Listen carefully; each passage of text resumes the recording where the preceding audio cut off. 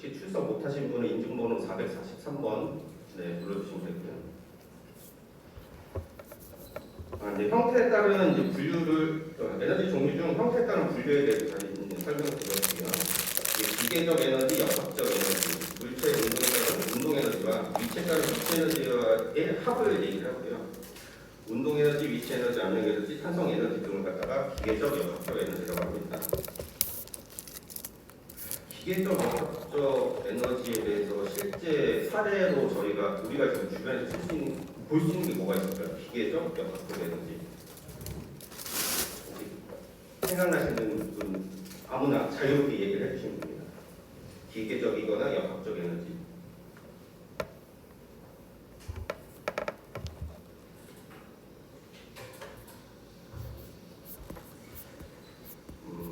기계적, 역학적 에너지. 메카니컬 에너지 같은 경우에는 우리가 예전으로 치면은 요즘엔 잘 쓰진 않지만 곡식을 조선시대 곡식 빻을 때 썼던 그 오마차라든지 그 다음에 그 이제 수력을 이용해가지고 물레방아를 통해가지고 다시 또 곡식을 빻는 일에 쓰는다든지 그런 거를 주로 볼 수가 있을 것 같고요. 열 에너지 같은 경우에는 물체의 온도와 관련된 에너지입니다. 운동 에너지가 마찰을 통해 열 에너지로 변환이 가능한데요. 단위는 칼로리, 즉 1칼로리는 15도씨에서 물 1g은 1도씨 올리는 데 필요한 열이에요. 그거를 전차에 설명했던 줄이라고 하는 그 일량으로 바뀐다고 하면은 1칼로리는 4.186 줄이라고 표현을 합니다. 그 단위 환산은 이렇게 이제 명명을 하고 있고, 그다음에 이제 전기 에너지가 있겠죠. 전기 에너지는 전자기장 내에서 저장 가능한 에너지를 얘기를 하고, 다른 에너지에 비해서 운송 소비 과정에서 공해 발생이 없다는 클린 에너지라고 볼 수가 있어요. 여기에 따른 기본적인 수식은 1.kW는 3.6, 이제 상수죠. 3.6에 10의 6승줄이라고 표현을 되어 있고요. 이거는 공식이기 때문에 여러분들이 그냥 외우시면 될 것 같습니다. 그리고 이제 화학 에너지가 있죠. 이제 화학 에너지 최근에 이제 일본에서 좀 문제시됐었던 원자력 에너지는 이제 밑에 나오긴 하는데, 거기에도 원자공학에서도 쓰는 화학 에너지도 부분적으로 가미가 되어 있습니다. 원자 분자의 전자, 핵의 상대적 위치와 관련된 일종의 위치 에너지입니다. 위치 에너지라는 표현을 쓰는 게 이 핵과 핵 사이에서 움직임이 있기 때문에 그 움직임을 갖다가 가속화를 시켜서 거기서 열을 발생해서 그걸 다시 핵 에너지로서 활용하는 거기 때문에 그래서 위치 에너지라는 표현을 쓰고 있고요. 여러분들이 제일 잘 차고 다니시는 키보드라든지 이런 데 쓰이는 배터리 있잖아요. 거기에도 이제 화학전지라든지 합성 연료 등에서도 화학 에너지를 쓰고 있습니다. 마지막으로 이제 핵 에너지 요즘에는 제가 솔직히 핵을 좋아하진 않는데 일본 이번에 그 방류수 터지면서 수산물 시장이 굉장히 위축됐다고 하더라고요. 그래서 사담이긴 한데 이게 학계에서는 그 해부가 돌아가지고 1년 안에 우리나라에 돌아간다, 아니다, 이게 물속이기 때문에 전파리가 어느 정도 강할지는 분석을 해봐야 된다라고 해서 현재 우리나라에서도 그 국립수산과학연구소에서 이제 계속 그 채수를 해가지고 분석을 하고 있어요. 이제 성중수소라고 하는 그 물질을 채수를 하고 있는데, 과연 핵 에너지에서 발생된 그런 폐기물에 대해서 얼만큼 알려진 것들이 많이 있지도 않은데 그 중에서 제일 대표적인 물질만 테스트를 한다고 했을 때 이게 과연 좀 공학자로서 이게 맞는 얘기인가라는 게 한번 의구심을 가질 수 있는데, 여러분들도 한번 그런 거에 대해서 한번 궁금증을 가지고 나중에 질문과 답을 만들 때 썼으면 좋겠습니다. 뉴스를 많이 보시면은 거기에 답이 있어요. 네, 에너지 종류에서 이제 에너지 원에 따른 이제 분류를 말씀드려 볼게요. 비순환 에너지와 순환 에너지가 있어요. 순환 에너지는 재생 에너지를 얘기하고, 비순환 에너지는 대부분의 전통 에너지를 갖다가 비순환 에너지라고 합니다. 비순환 에너지의 경우 다량의 집중적인 에너지 사용이 가능한 에너지. 그러니까 딱 한 번밖에 쓸 수 없는 거예요. 석탄도 가공을 해서 한 번 쓰고 재로 버리고요. 또 핵 같은 석유 같은 경우에 정제를 해서 자동차에 주유를 해서 휘발을 하면은 다 이제 엔트가스라든지 화합물로 다 증발이 돼가지고 연소하면서 없어지죠. 그래서 비순환 에너지는 전통 에너지라고 볼 수가 있고, 제일 큰 게 환경 문제랑 그다음에 방사성 물질을 갖다 발생을 시킵니다. 가령 우리가 이제 그 석탄을 정제해서 쓰는 게 이제 뭐라고 해야 되나 그 연탄 같은 경우에도 쓰고 나면은 이제 재가 남잖아요. 이 재가 단순히 없어지는 게 아니고 결국에는 토양으로 들어가서 또 다른 2차 오염물질을 생성을 한다든지 또 다른 메커니즘에 의해 가지고 환경 오염의 주요 범위 될 수 있는 그런 물질들이 많이 발생이 되거든요. 밑에 나와 있네요. 석탄, 석유, 가스, 우라늄 등의 화석연료를 갖다가 비순환 에너지라고 이제 명칭을 하고 있고, 자 순환 에너지 여러분들이 앞으로도 많이 적극적으로 탐구를 해야 되고 사회에 나가셔가지고 또 이 순환 에너지 쪽을 갖다가 많이 공략을 해가지고 환경인으로서 어떤 더 좋은 기술을 갖다가 개발할 수 있는 그런 주요 목표이자 최종 그러니까 환경인의 최종 목표죠. 순환 에너지 같은 경우에는 반영구적 청정 에너지를 갖다가 얘기를 합니다. 근데 뭐 분산형으로는 뭐 태양력이 있을 것이고 풍력이 있을 것이고요. 이제 유동적인 에너지 같은 경우는 이제 수력 발전을 쓰는 데 있어가지고 유동적으로 사용하고 여기 이제 순환 에너지 총칭은 이제 태양 에너지, 풍력, 지열, 해양, 수력, 바이오 에너지 등을 갖다가 일컬고 있습니다. 에너지의 종류인데 법률과 정책적인 거에 대해서 다시 설명을 해보자면은 전통 에너지는 기존에 취급하던 에너지를 총칭을 얘기하고 신에너지는 기존에 제대로 취급하지 못했던 에너지 수소 연료라든지 전지 석탄, 액화가스 예전에는 과거에는 굉장히 취급이 어려웠던 고철연료를 갖다가 이제 유체화 또는 가스와 액화시켜가지고 활용성을 많이 높였어요. 요즘에 최근 이제 많이 연구를 하고 계신 것 중에 하나가 셰일가스라는 것들인데 예전에도 셰일가스라는 것은 존재를 했습니다. 지구상에 존재를 했고 있던 물질인데 이거를 어떻게 효율적으로 활용할 수 있는지에 대해서 이게 에너지원이 될 수가 있고 자원이 될 수 있고 또는 환경 오염물질이 될 수 있고 폐기물이 될 수 있는 걸 갖다가 우리가 개발을 어떻게 하느냐에 따라서 결론을 짓게 되는 또 그러면서 이 에너지에 갖다가 카테고리가 바뀔 수가 있는 것들이 법률이라든지 정책적으로 딱 규정을 하고 있습니다.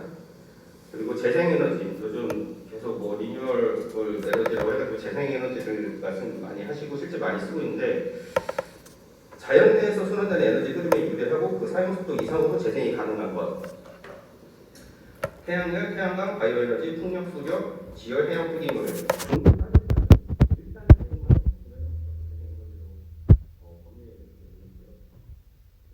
화석 에너지랑 달리 빗물, 햇빛, 바람, 파도 등을 이용하거나 이산화탄소는 미세먼지를 미배출하는 에너지를 갖다가 재생에너지라고 얘기를 하고 있습니다.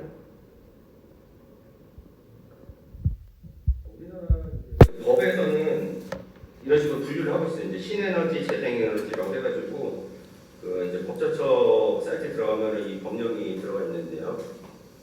에너지 분류에 있어 신에너지 쪽 분류에서는 뭐 수소에너지, 연료에너지, 그다음에 뭐 석탄, 액화, 가스한 에너지, 그다음에 그 밖에 석유, 석탄, 원자력 또는 천연가스가 아닌 에너지로서 대통령령으로 정하는 에너지를 갖다 총칭해서 신에너지라고 얘기를 하고 있고 재생에너지에는 이제 지열에너지도 들어가 있네요. 태양, 풍력, 수력, 해양, 지열. 또 생물 자원을 변화시켜 이용하는 바이오 에너지. 생물 자원을 변화시켜 이용하는 바이오 에너지. 하수종말 처리장 같은 경우에는 이제 현기소화조라는 데가 있는데 그거를 갖다가 모아서 메탄가스를 갖다가 농축시켜가지고 그거를 갖다가 다시 이제 화력으로 사용할 수 있는 가스로 사용할 수 있는 이런 것들도 재생에너지라고 명명을 하고 있습니다. IEA에서 얘기하는 재생가능 에너지 분류는 또 오른쪽에 이렇게 표에 나와 있는데요. 우리나라랑 얘도 많이 다르는데 좀 더 세분화되어 있어요. 우리나라는 이제 통칭적으로 이제 법령 아래서 세부적으로 설명을 하고 있지는 않지만은 해외 사례 같은 경우에 보면은 풍력에서는 이제 전기 에너지까지 범위를 갖다가 재생 가능 에너지를 보고 있고, 그다음에 수력에서도 전기, 해양 에너지에서도 전기, 이제 지열 같은 경우에는 발전이라든지 또는 직접 열을 이용하는 것을 갖다가 재생 가능 에너지를 보고 있습니다. 이 부분에 대해서는 여러분 한번 읽어보시고, 현격하게 이제 현장에서 쓰지 않는 굉장히 많긴 한데 혹시라도 관련이 있다 그러면 법제처 들어가서 이런 부분에 대해서 한 번씩 검토를 해보시면 좋겠습니다. 자, 에너지의 전환. 제가 지금까지 설명드렸던 거에 갖다가 표로 이제 만들어서 보여드리는데 역학적 에너지와 열 에너지, 전기 에너지, 빛 에너지, 화학 에너지 5가지로 이제 망라를 할 수가 있습니다. 기본적으로 이제 열 에너지와 전기 에너지 같은 경우에는 열 에너지는 이제 화력 발전을 통해 가지고 열 에너지를 갖다 전기로 이제 바꿔주는 시스템으로 되어 있고 이 전기를 갖다 다시 전열기로서 열 에너지에다 공급을 해주는 선순환 구조를 갖다가 보여주기 위한 표입니다. 이 부분도 한 번씩 보시면 될 것 같습니다. 에너지의 역사에 대해서 말씀드릴게요.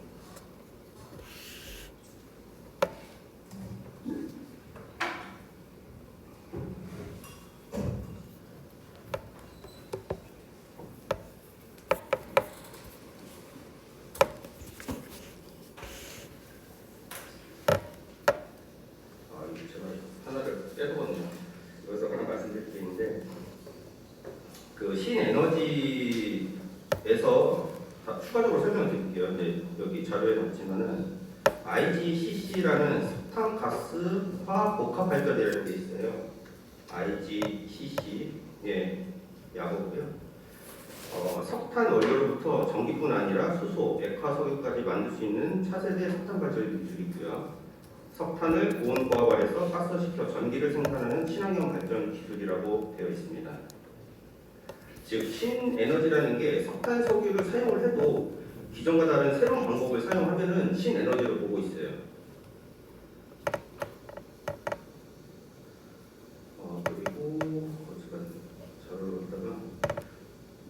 그리고 IGCC 같은 경우에는 지금 우리나라에서도 한국전력을 비롯해가지고 대규모 그 공기업이라든지 사기업에서 이걸 갖다가 현재 약 20개 기관이 지금 참여를 해가지고 지금 계속 기술 개발을 하고 있고 2007년부터 시작을 되는 거죠. 그래서 지금까지 이제 상용화된 것들이 부분적으로 나오고 있고요. 이거는 거의다가 이제 민간에서 이제 사용을 하고 있지만은 국가 기반 시설 사업에서도 많이 활용을 하고 있는 여러분들 이제 사회 나가시면은 많이 듣게 될 수 있는 용어입니다.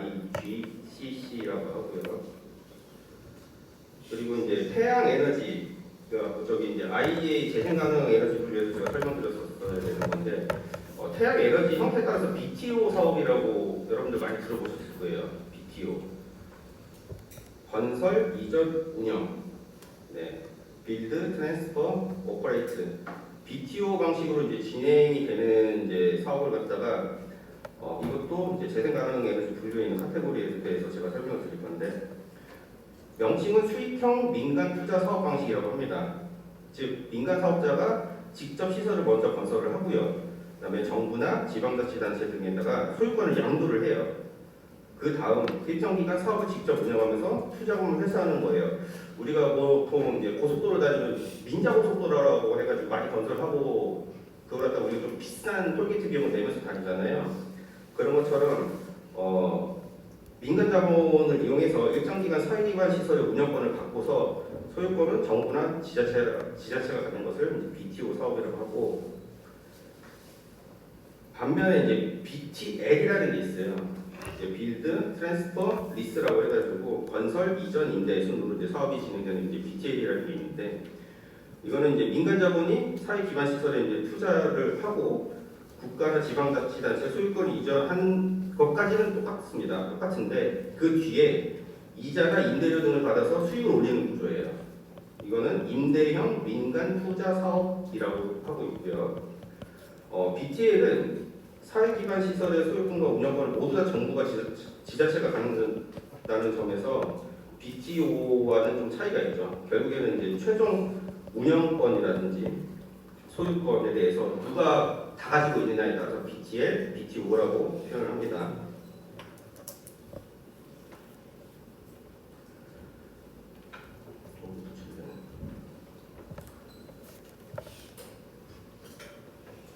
그다음에 에너지 역사에 대해서 아주 여러분들이 흔히 볼 수 있는 그림이죠. 이제 불을 이용을 해서 이제 유인원의 인류학 쪽 있게 보시는 분들은 이 무슨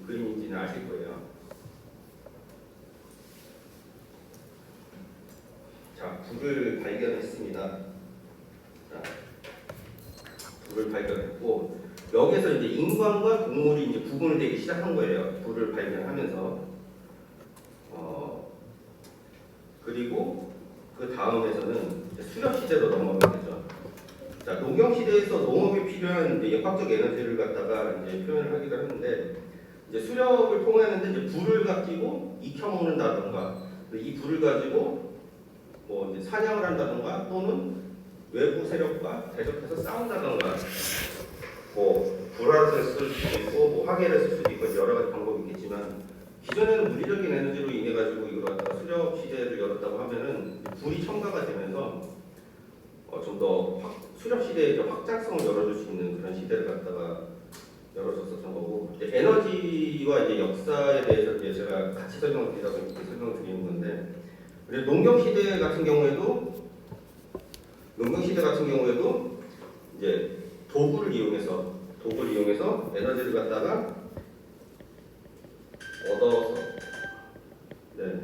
에너지를 갖다가 이용을 해가지고 역학적 농경 시대는 이제 농업에 필요한 역학적 에너지 수레, 마차, 그다음에 아까 전에 수렵, 물레방아라든지 이런 것들 갖다가 이제 활용을 했었던 이제 역사적인 의의가 있고요. 그다음에 이제 산업혁명의 이후에는 이제 석유나 석탄 기존에 개발하지 못해가지고 못 썼던 에너지를 갖다가 산업혁명 이후에 이제 사용을 했었고 이제 미래에는 어떤 에너지를 주 원료로 쓸 것인가에 대한 것을 그림으로 간단하게 보여드리고자 했습니다. 자, 원시시대, 중세시대. 초기 원시시대는 이제 농경시대를 갖다가 인력이나 충력, 가축을 통해가지고 활용을 하고 있다가 이제 불의 발견으로 인해서 새로운 형태의 에너지를 이제 발견했다라고 이제 볼 수가 있습니다. 그리고 중세시대에는 이제 수차나 풍차의 발명으로 인해서 자연으로부터 인공 에너지를 이제 사용을 할 수가 있게 돼요. 제일 중요한 이제 산업혁명 18세기에는 이제 증기기관이 발명이 됐죠. 이제 농업이라든지 간의 수공업을 갖다가 이제 공장제 공업으로 이제 변환시키면서 이제 섬유산업, 그 다음에 어떤 교통수단에도 에너지를 활용을 할 수가 있고, 그 다음에 제철공업을 갖다가 예전에는 대장간에 했다면은 이제는 화로를 전문적으로 두어가지고 제철공업을 발달시킬 수 있는 혁명적인 기술을 갖다가 발견했고요. 근데 이때 당시에는 주로 석탄 에너지를 이용을 많이 했습니다. 왜? 주변에 제일 캐기가 쉽고요. 그 다음에 자원이 무한하다고 생각을 해서 땅만 파면 나왔으니까. 그 다음에 제일 싸고 그 다음에 효율이 그 당시에 제일 좋았다고 판단됐기 때문에 석탄 에너지를 주로 사용을 했습니다. 이후 19세기 이제 에너지 혁명에서는요, 내연기관이 발명이 되고 이제 자동차가 보급이 됩니다.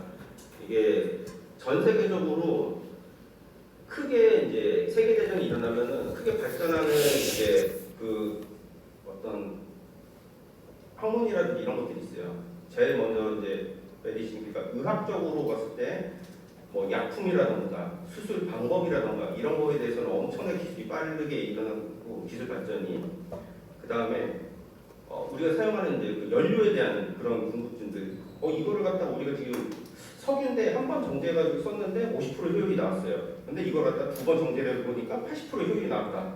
이것도 전쟁이 아니고 평시였으면 절대 발견하지 못했을 그런 기술들입니다. 또한 이 에너지 혁명 19세기에서는 내연기관과 외연기관이 이제 바뀌게 됐어요. 그러니까 외연기관이라고 하면은 석탄을 연소를 해서 그 물을 증기로 이용해가지고 이렇게 바퀴로 굴림을 할 수 있게 동력을 전달해주는 그런 에너지 원을 사용했다고 그러면은 내연기관 같은 경우에는 직접적으로 그 석유계 기름을 직접적으로 전기 에너지를 통해 가지고 폭발을 시켜 가지고 굴릴 수 있는 그런 내연기관으로 이제 변모가 된 게 19세기에 들어가서 이제 시작이 됐습니다. 그러면서 이제 어떤 그 엔진의 사이즈도 줄어들고 거기에 필요한 에너지원도 줄어들기 때문에 자동차가 급격하게 보급이 됐고 20세기에 들어서는 이제는 테슬라와 같은 이제 전기 자동차를 생산하는 회사들이 앞으로 주력 사업이 될 것 같고 내연기관차들은 점점 없어지고 있는 현실입니다. 근데 이것도 제가 봤을 때는 앞으로 향후 한 5년에서 10년 정도 더 가야 되지 않을까라는 생각이 드네요. 20세기 들어서는 이제 도시가스 인프라, 우리가 이제 집에서 흔히 사용하고 있는 도시가스라든지, 그다음에 이제 새로운 에너지원으로 천연가스를 갖다 사용을 하기 시작합니다. 우리나라도 이제 자원이 굉장히 없다고 하지만은 실제 해적 광구 같은 경우에는 아직도 정부 주도하에 천연가스 개발을 엄청나게 많이 하고 있어요. 많이 하고 있고 이걸 갖다가 지금 원료를 갖다가 우리나라 같은 경우는 거의 수입을 해가지고 사용하고 있는데 향후 빠르면 10년 이내에는 이게 아마 거꾸로 이제 역수출을 하지 않을까라는 것으로 지금 보고 있고요. 그다음에 원자력에 대해서는 굉장히 이제 논란이 많기 때문에 이게 좋긴 좋습니다. 원자력에 대해서는 굉장히 좋아요. 근데 이게 문제가 뭐냐면은 체르노빌 사건이라든지 최근에 일본에서 발생했던 그런 쓰나미로 인해 가지고 그 원자력에 대해 위험성 갖다가 계속적으로 부각을 시켜주는데 거의 한 50년마다 한 번씩 터지는 주기 같아요. 근데 원자력이 사용하기에 있어서는 굉장히 좋습니다. 에너지도 덜 들어가서 고효율을 뽑아낼 수가 있고요. 하지만 그거에 따른 책임적인 안전에 대해서는 굉장히 주의를 하면서 써야 될 에너지 중에 하나인 걸로 알 수가 있습니다. 세계 에너지 연결 이제 발전량 현황인데요. 이거는 제가 이제 인터넷에 있는 걸 갖다 스크랩해서 가져왔습니다. 근데 2020년이 최근 자료라서 제가 설명드리겠습니다. 지금 보시면은 한국 같은 경우에는 비중을 보면 아직도 이제 전체 발전량 기준으로 해서 어떤 에너지원을 이제 쓰느냐를 갖다가 퍼센테이지로 나누는데 석탄이 36%, 가스가 27%, 원전이 28%, 그다음에 태양광, 풍력, 수력은 굉장히 미미하게 사용을 하고 있죠. 그리고 미국 같은 경우에는 석탄이 20%, 가스를 41%. 이 가스 사용량이 높은 이유 중에 하나가 미국에도 어마어마한 매장이 되어 있는 석유가 있습니다. 근데 거기서 현재 석유는 뽑아 쓰지 않고 있어요. 그러면서 가스만 뽑아가지고 그걸 이제 사용하고 있기 때문에 가스를 갖다 많이 소비를 하는 것을 볼 수가 있고, 그다음에 뭐 태양광이나 풍력이라는 수력, 풍력 수력 같은 경우에는 우리나라도 이제 삼면이 바다라서 이제 수력 같은 경우에도 많이 사용을 하고 있긴 하지만은 미국 같은 경우는 풍력을 사용하는 이유 중에 하나가 아무래도 땅이 넓다 보니까 바람이라든지 이런 거에 대해서 최적의 조건을 찾기가 쉬워서 우리나라 같은 경우에는 풍력 쓴다 그러면은 대관령이라든지 그다음에 제주도 해안가라든지 그쪽에서 많이 사용을 하고 있는데 미국 같은 경우에는 그냥 땅에 세워만 놔도 풍력으로 에너지를 활용할 수가 있는 것으로 보입니다. 그다음에 이제 독일 같은 경우에는 이제 점점 비율이 이제 바뀌기 시작하죠. 독일 같은 경우에는 이제 풍력을 이제 주로 많이 사용을 하고 있고, 그다음에 가스, 태양광, 석탄. 석탄은 어느 나라랑 다 똑같은데 특이한 게 이제 프랑스를 보면은 원전이 96%예요. 프랑스 같은 경우 원전이. 이유가 뭐냐면은 자국 내에 있는 자원이 없습니다. 거의. 중세 시대 때부터 열심히 퍼가지고 썼는데 그때 당시 이제 그 집안이라든지 이쪽 자체가 그렇게 많은 자원을 가지고 있는 집안 자체가 아니에요. 그렇기 때문에 원전을 이제 클린 에너지라고 하면서 표방하면서 이제 정부의 정책적인 어떤 그런 걸 활용을 하면서 썼기 때문에 원전이 굉장히 큰 비중을 차지하고 있고, 뭐 수력이나 풍력이나 이런 거는 비슷하게 사용을 하고 있는 것 같습니다. 이제 국내 에너지원별 발전량 현황이고요. 이거는 여러분들도 그 전력공사 그 전력 통계 속보 사이트 들어가시면 쉽게 확인할 수가 있고 이게 해마다 계속 바뀌고 있습니다. 보시면은 이제 아까 전에 맨 처음에 설명드렸듯이 우리나라 같은 경우는 석탄의 비중이 좀 많은 편이고 이제 그래프상으로 보면요. 그다음에 이제 원자력을 또 많이 사용을 하고 그다음에 가스 이렇게 3대 자원을 갖다가 에너지로서 많이 활용하고 있는 상황입니다. 자, 에너지와 이제 환경에 대해서 이제 설명을 드리고자 합니다. 자, 석탄이 환경과 건강에 미칠 영향을 갖다가 보기 좋게 이렇게 딱 그림으로 되어 있네요. 첫 번째 이제 석탄 채굴을 합니다. 뭐 산정 제거, 표층, 지하 채굴, 삼립 파괴 이런 이제 문제점이 발생이 되고, 또 하나는 추가적으로 이제 거기서 파고 났던 어떤 폐기물이라든지 이런 것들을 그냥 무분별하게 방치를 하죠. 두 번째 이제 준비 과정이에요. 준비 과정에서는 이 이 석탄을 갖다가 어쨌거나 이제 부수면서 세척을 한다던가, 그 다음에 그 순수 석탄만을 얻기 위해 가지고 파쇄하는 과정이 일어나면서 비산먼지라든지 이런 것들이 발생을 하는데, 지금에서는 우리나라에서도 이제 채광을 거의 안 하고 아마 이제 물을 닫는 걸로 알고 있는데, 그 예전에는 그냥 탄광송을 가면은 주변이 새까만 먼지였어요. 항상 집 옥상이라든지 밖에 빨래를 못 걸어놓을 정도로 항상 그런 먼지 오염이 굉장히 심했었는데, 그게 이제 당연하다고 생각했고 법적으로 그걸 제재할 명분도 없었고요. 왜냐하면 국가 기반 사업이었기 때문에 그렇게 많이 풀어서 사업 활동을 했었던 건데, 이제 여기서 이제 많이 발생되는 게 어떤 뭐 중금속이라든지 독성 물질로 인한 수지 오염, 결국에는 식수에 대한 오염에 대해서 사람들에게 피해가 가는. 그다음에 이 슬러지라고 하는데, 슬러지 갖다가 처리장을 이용하는데, 이게 모함만 놓고 처리를 해야 되는데 처리를 하지 않고 그냥 쌓아두다 보니까 지중으로 유출이 된다던가, 아까 전에 말씀드렸듯이 식수 오염이 된다던가, 이런 식으로 문제점이 발생되고 있습니다. 자, 석탄 운반. 요즘에는 석탄 운반하는 기차를 거의 본 적이 없는 것 같은데, 제가 어렸을 때만 해도 밤에는 석탄에 가득 치는 그 포일 카고가 많이 다녔어요. 기차를 보면은, 밤에 보면은 끝도 없어요. 한 100량 정도? 그러니까 100개 정도를 막 실어가지고 이제 전국으로 다 나가는 거죠. 강원도에서 서울 지나가지고 뭐 수원에서 잠깐 내렸다가 뭐 청주 들렸다가 천안 들렸다가 청주 들렸다가 대전 들렸다가 부산 갔다가 목포로 갔다 이렇게 했는데, 그때 당시에 그게 덜컹덜컹거리면서 날리는 그 먼지가 아침이 되면 주변에 또 엄청나게 가라앉습니다. 그거를 갖다가 이제 지금 코레일이죠. 코레일에서는 새벽마다 철도 지나가면 거기다 물을 뿌려요. 자, 그 물 이제 보기에는 이제 없어지라고 물 뿌리는데, 그 물이 결국에는 어디로 가느냐? 주변 하천이라든지 이쪽으로 해서 상수원 보호구역이 있다고 하면은 그 물에 있는 어떤 중금속이라든지 이런 것들이 다시 또 인체로 그대로 들어오는 악순환의 과정을 갖다가 담고 있죠. 자, 이제 마지막으로 이제 석탄 운반을 통해서 이제 화력발전소에 공급을 해주겠죠. 이제 석탄 연소 과정이 있는데, 자, 화력발전소에서 계속 화력을 떼는데 에너지를 얻습니다. 자, 좋습니다. 그럼 증기를 통해서 이제 에너지를 얻는데, 열을 조절을 하려면 결국에는 바닷가 근처에서 해수를 이용해가지고 열을 갖다가 조절을 합니다. 이거는 원자력도 마찬가지고요. 석탄 발전도 마찬가지인데, 그 열 에너지를 갖다가 제한돼 있어가지고 그 해수를 쓰게 되면은 문제점이 발생합니다. 혹시 여러분이 알고 계신 문제점 중에 제가 알고 있습니다. 혹시 말씀해 주실 분 계실까요? 바닷물을 끌어서 열을 식혔어요. 그리고 그 물이 바다로 나갔어요. 그럼 무슨 문제가 발생을 할까요?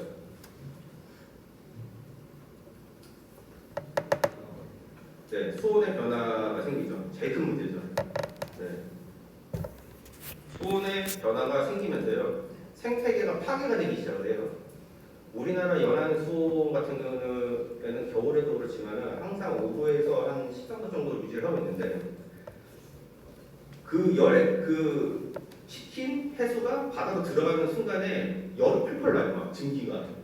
실제로 거기서도 좀 방류하기 전에 체류를 해서 좀 내보낸다고 하긴 하지만은 실제 온도가 한 30도에서 25도 사이가 되는 걸로 알고 있어요. 그 정도면 물고기가 물속에서 튀겨지거든요. 그런데 그 이제 온수에서 사는 또 물고기들이 있어요. 그 물고기들은 거기서 뭐 헤엄치고 잘 삽니다. 그래서 요즘에는 그 물을 갖다가 점점 멀리 보내요. 배가 길게 보내서 이미 이제 연안 지역으로 또 파괴가 됐으니까 환경운동단체에서 막 난리를 하죠.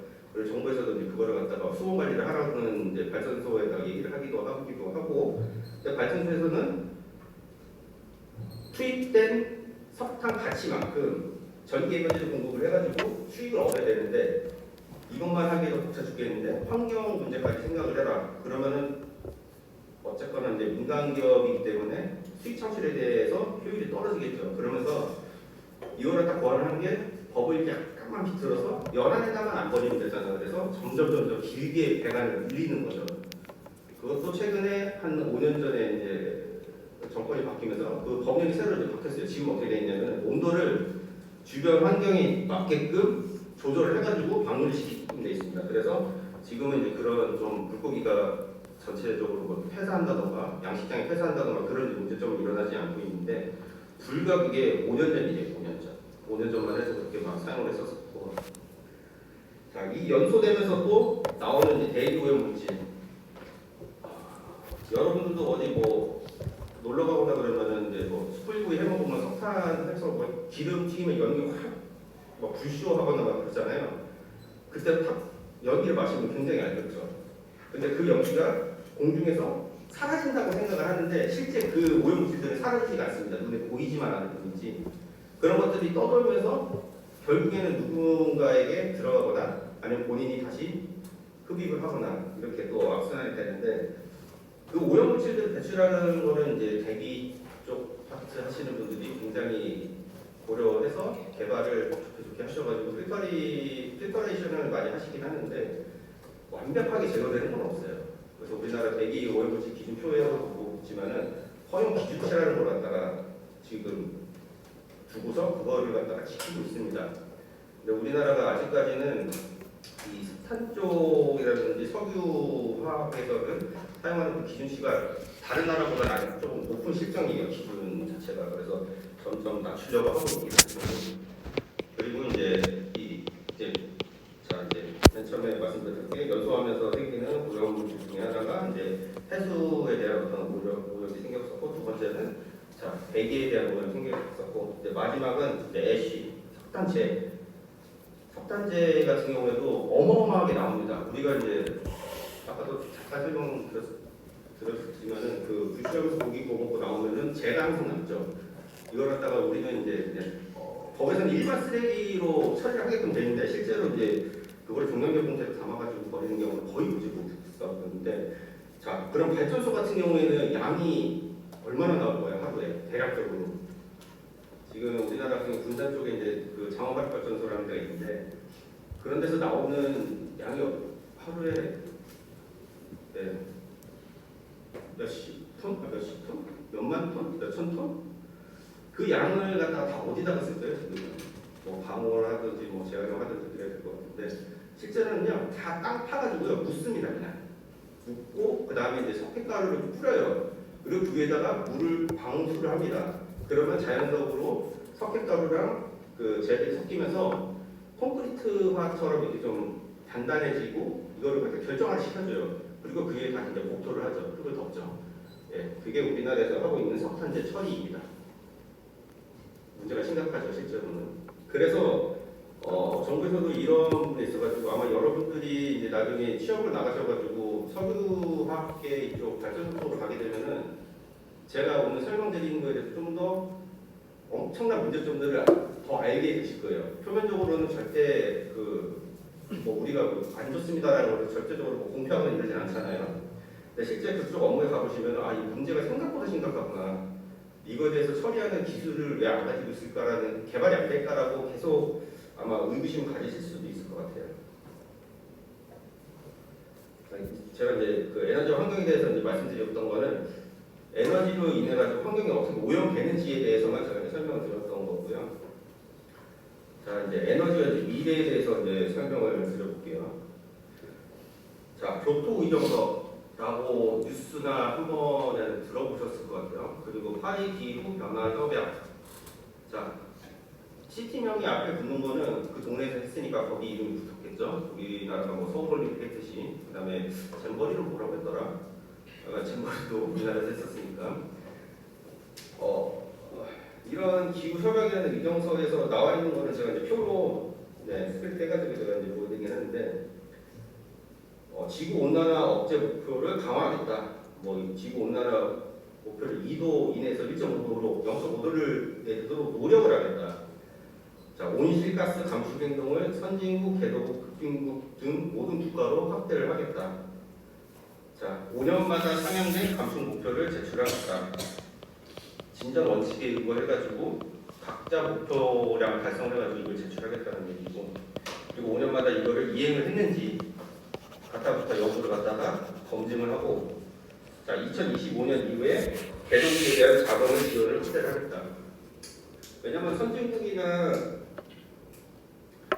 부유한 국가들은 자체적으로 환경에 대해서 굉장히 많은 돈을 갖다 투입을 하고 있어요. 우리나라 같은 경우에도 하천 같은 경우에도 녹조 생긴다고 해서 녹조 제거한다고 해서 기술 개발하죠. 그다음에 우리가 먹는 물에 있어가지고 요즘에는 이제 주로 화두가 되는 게 뭐냐면은 미세 플라스틱이라고 하는 그런 물질들이 필터 시스템을 그냥 통과를 해가지고 상수도로 보급이 되는 문제가 좀 생기고 있고, 미국 같은 경우에는 2년 전부터 그걸 갖다 규제를 하고 있습니다. 미세 플라스틱. 근데 아직까지 우리나라는 법령에 없습니다. 지금 만들고 있고요. 미세 플라스틱이라든지 그다음에 뭐 하여간 그런 기타 등등 여기 갖다가 많이 저감을 하려고 노력을 해요. 그만큼 사회 기반 비용도 많이 들어가고 결국에 세금 관련된 문제인데, 근데 개도국이나 급빈국 같은 경우에는 여러분들이 혹시라도 뭐 동남아를 다녀오실 기회가 있으셨다면은 공항에서 내려서 시티까지 들어가는데 항상 저기가 있을 거예요. 그 뭐라고 했잖아. 그냥 그 일반 국민들이 사는 지역을 이제 지나가실 텐데 신발도 안 신으시는 분들도 있고 노상방뇨 하시는 분들도 계시고, 음식물을 갖다가 이게 빗물인지 수돗물인지 모를 거에다가 헹궈서 주시는 데도 있으실 것이고, 뭐 로컬이라고 하셔가지고 가신 그 음식을 드시면 또 뭐 장염이 걸리신다든지, 네, 그렇게 또 안 좋은 부분으로 갈 수가 있는 반면에 또 시티로 들어가면 깨끗한 음식에다가 깨끗한 향수도 요리를 해가지고 깨끗한 음식을 먹을 수가 있죠. 그만큼 아직도 이제 지금 이제 좀 개독 같은 경우에는 이게 거기도 이제 빈입빈 부입부긴 한데, 우리나라 같은 경우에는 제도가 잘 돼 있어가지고 전 국민이 상수도를 다 먹고 있고, 한 3% 정도는 못 드시는 분들이 계세요. 산골짜기나 이런 데 상수도 보급이 안 되시는 분들은 뭐 지하수를 드시기도 하는데, 그분들도 결국에 생수 사다 드시죠. 그 생수는 또 상수도에 준하는 기준에 의해 가지고 드시는 것처럼 국가적으로 어떤 이런 정책이라든지 환경적인 문제에 대해서 정확하게 인지를 하고서 개발하고 있으면은 전 국민이 똑같은 복지를 누릴 수가 있는데, 개도국 같은 경우에는 발전되는 지역만, 그러니까 관광 사업이 활발하거나 세금 많이 내는 지역만 그런 시스템들을 해놓고 나머지 부분들은 별로 그렇게 신경 쓰지 않는 모습을 볼 수 있죠. 근데 그게 결국 또 국가가 구입하지 못해서 그런 문제가 발생되지 않나. 그래서 이런 협약이 있을 때마다 항상 그런 얘기를 합니다. 뭐 자금 지원을 확대한다든지 기술 지원을 확대한다든지 이런 얘기가 항상 나오고 있고요.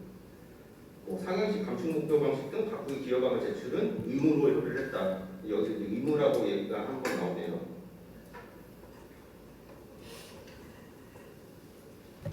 자, 이해는 이걸 갖다가 협정을 맺고서 이해하는 거 있어가지고 각국이 국내적으로 노력기로 합의함에 따라 국제법적 구속력은 결국 부여하지 못했다.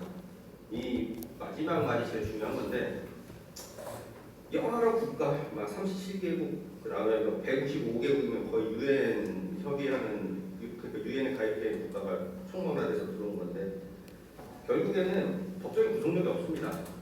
이 말이 즉슨 뭐냐? 협의를 했다고 공표를 했을 뿐이지, 선진국들은 물론 이제 지키겠죠. 선진국들도 지키고, 뭐 개발도상국이라든지 뭐 급빈국들도 다 지키고자 열심히 노력을 하지만은 법적인 구속력이 없기 때문에 이게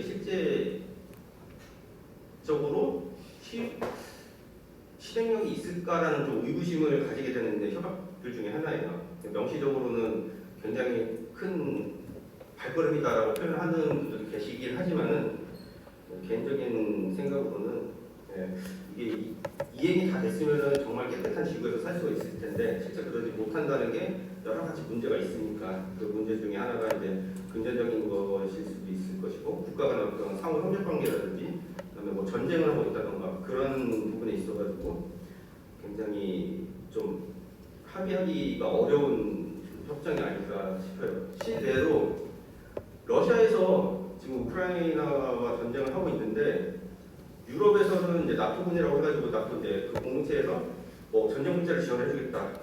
그러자마자 러시아에서 어떻게 했냐? 바로 가스 끊어버렸죠, 그냥. 바로.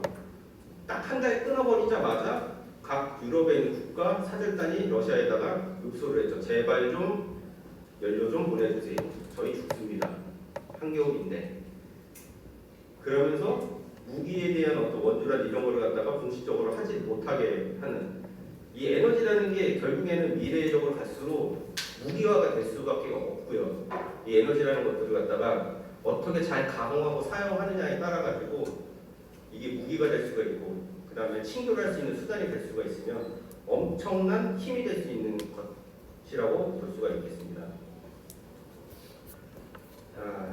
신재생 에너지 사업에 따른 비고가 에너지, 지속가능 발전 에너지, 친환경 청정 에너지, 화석 연료의 대체 에너지. 이게 이제 녹색 성장이라는 표현을 쓴 게 아마 전정썼나? 그러니까 녹색 성장, 그 다음에 지속 가능, 이런 특정 단어를 갖다가 이제 많이 사용을 하고 있긴 한데 이 표도 그냥 보시고서 이런 식으로 갖다가 신재생 에너지 사업에는 어떤 애들을 갖다가 활용을 하고 있구나라고 보시면 될 것 같습니다. 수업이 너무 빨리 끝났네. 빨리 끝나도 괜찮나요? 근데 제가 솔직하게 보통 이제 학과장님은 2시간 수업하게 되면